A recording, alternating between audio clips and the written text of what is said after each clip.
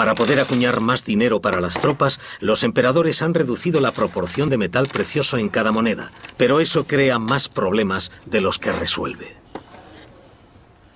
El hundimiento de la moneda en el siglo III fue un desastre para Roma, pero era inevitable.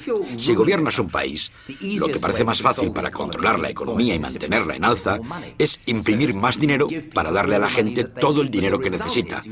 Pero el resultado es una inflación galopante. El valor del dinero se hunde, lo que hace que la gente ya no tenga forma de saber cuánto vale nada, ni tan siquiera sus vidas, y lo que es peor, que no tengan con qué pagarle al ejército. Hombres como el nieto de Zamaractus se han visto obligados a vender todos sus tesoros para pagar sus deudas en las ciudades. Ni siquiera las monedas escondidas por su padre 20 años antes sirven para tapar el agujero.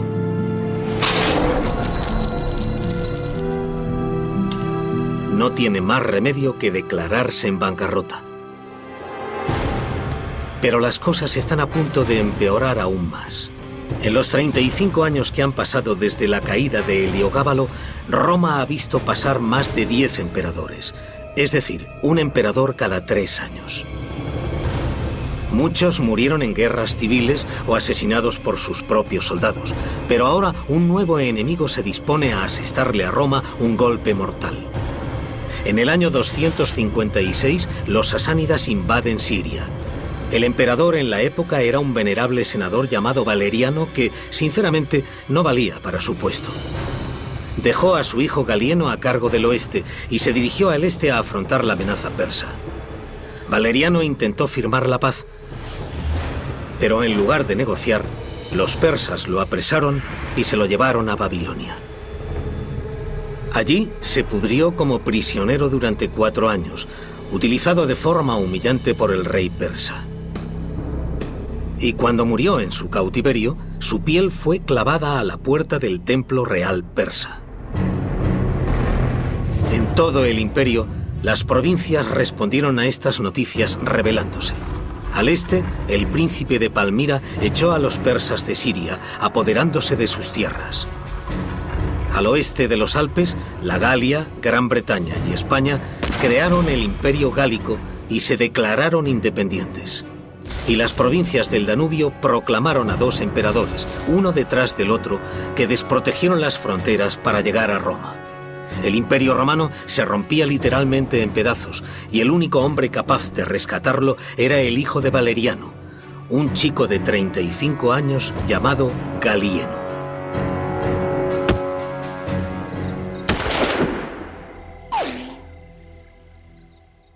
Admitámoslo.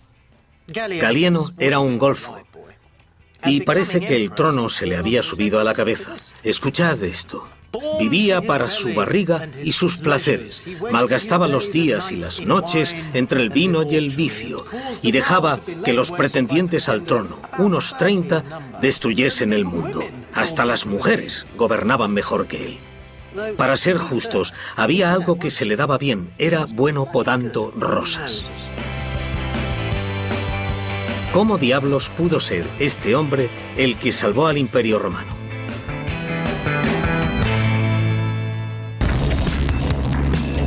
Estamos en marzo del año 263 y el emperador Galieno celebra su 10º aniversario en el trono con un desfile triunfal.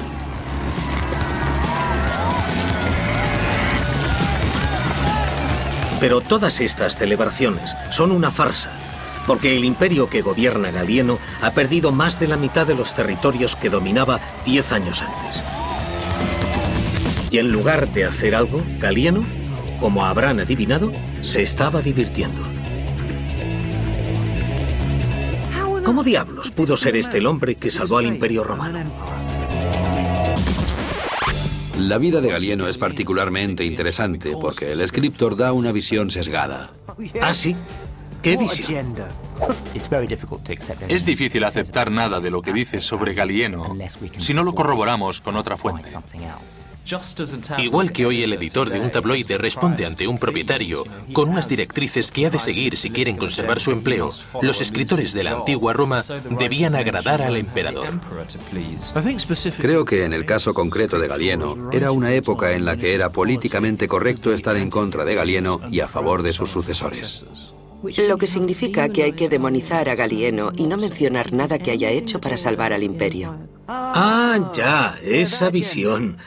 Pero eso no significa que no dijese la verdad, ¿no? ¿Eh? ¿Eh?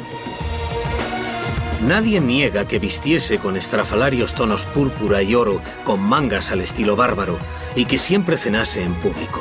Nunca bebía 2 veces de la misma copa, lo que si consideramos que siempre usaba su conjunto personal de copas de oro, resulta algo absurdo.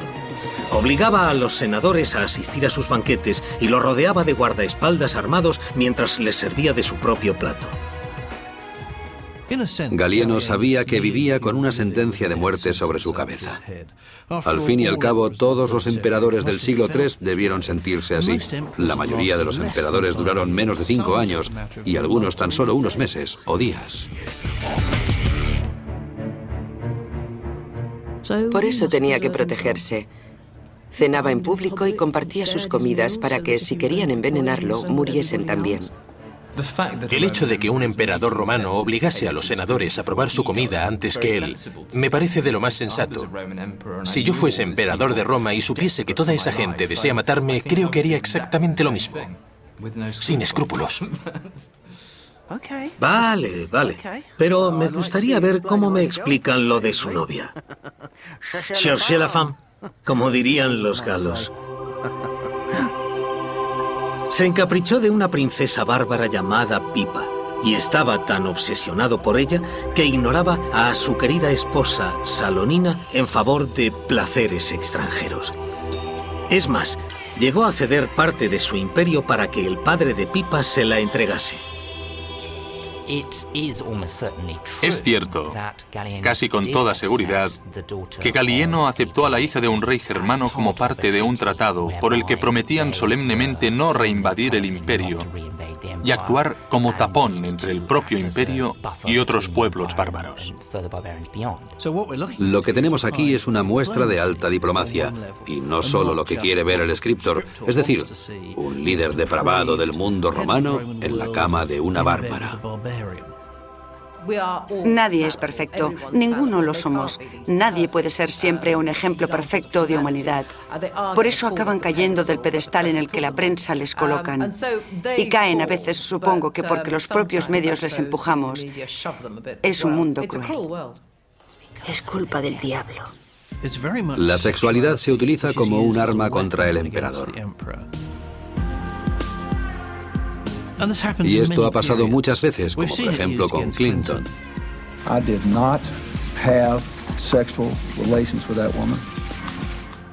Hay un pequeño indicio de que sea verdad, pero alcanza proporciones exageradas. Vale, muy bien. Es cierto. Pero eso no quita que Galieno estuviese gobernando sobre un caos. En las provincias, los bárbaros rompen las fronteras y campan a sus anchas por el imperio. Las cosas pintan tan mal que el nieto de Zaramactus está derribando el anfiteatro que su abuelo construyó para utilizar la piedra en la construcción de los muros de la ciudad. Y lo hace porque Galieno no es capaz ni de defender sus propias fronteras. A ver, ¿creen sinceramente que el emperador controlará esa situación? El problema de los emperadores del siglo III es que tenían múltiples crisis en múltiples fronteras. Cada vez que un general derrota a los bárbaros, es proclamado emperador por su propio ejército.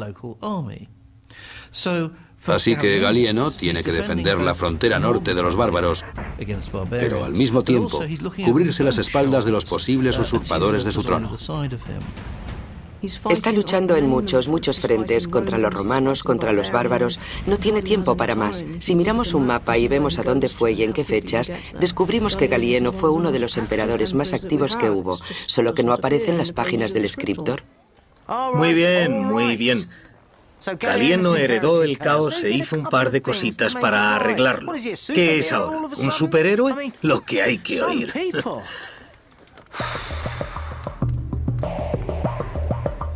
Admito que si miramos los hechos desde cierta perspectiva, no la que a mí me convence, que quede claro, puede que en realidad Galieno no fuese tan malo como se creían. En una ocasión reclutó a la caballería de las tribus de los Balcanes, básicamente porque no le quedaba otro sitio donde ir. Y para que funcionase, diseñó una estrategia nueva. El problema era que el ejército imperial no era suficientemente rápido para atrapar a los bárbaros que asaltaban el imperio. Así que la caballería iría por delante del ejército, empujando a los invasores bárbaros hacia las legiones que les perseguían.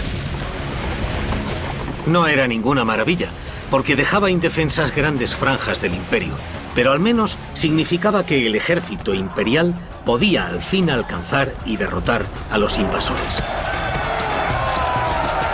Eso pasó con los godos en el año 268, cuando se anotó una victoria espectacular.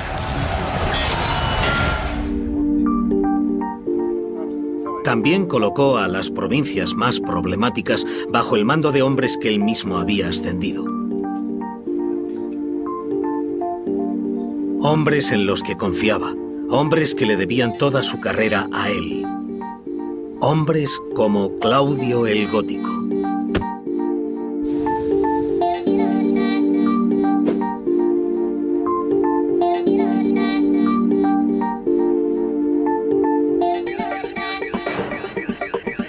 Claudio era un campesino de los Balcanes que se había alistado para ganarse la vida.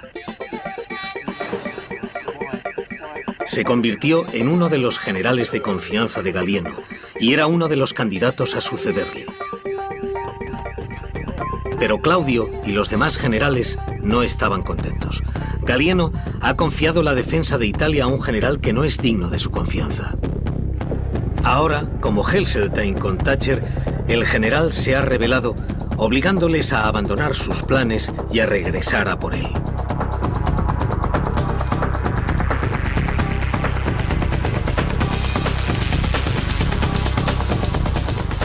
Esta revuelta ha demostrado que los generales de Galieno tienen ya poder suficiente para valerse por sí mismos. Ya no le necesitan.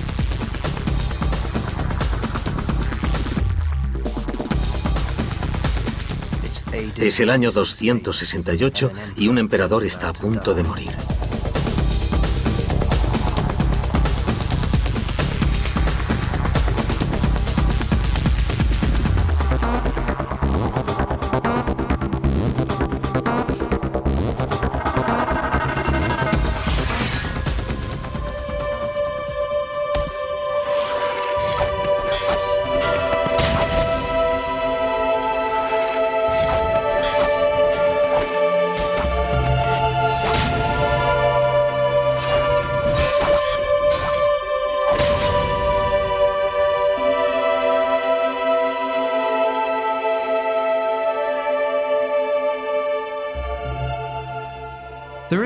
Hay un elemento de tragedia, quizá al estilo del rey Lear en Galieno, porque al final la gente que acaba con él son los generales que él protegió, que él ascendió, y creo que su error final fue confiar en ese círculo de gente. Hay algunas constantes en la sociedad humana. El gran líder que confía en alguien más modesto, que lo adiestra, que lo educa hasta convertirlo en un gran confidente, para que al final lo apuñale por la espalda y desafíe su poder. Pasa en el mundo moderno y, por supuesto, en la antigua Roma.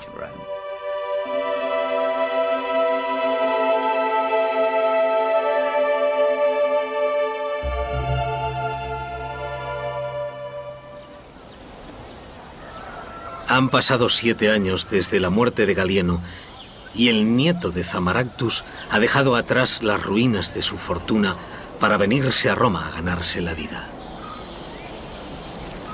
Es un signo de los tiempos que hasta la gran ciudad de Roma se haya fortificado, pero las cosas se han estabilizado un poco. El imperio se recupera y en cierto modo hay que agradecérselo a Galieno. Después del asesinato, Claudio Gótico se hizo con la corona. Pero un año más tarde, la maldición del siglo III lo alcanzó a él. Cuando empezaba a hacer las cosas bien, cayó víctima de la plaga.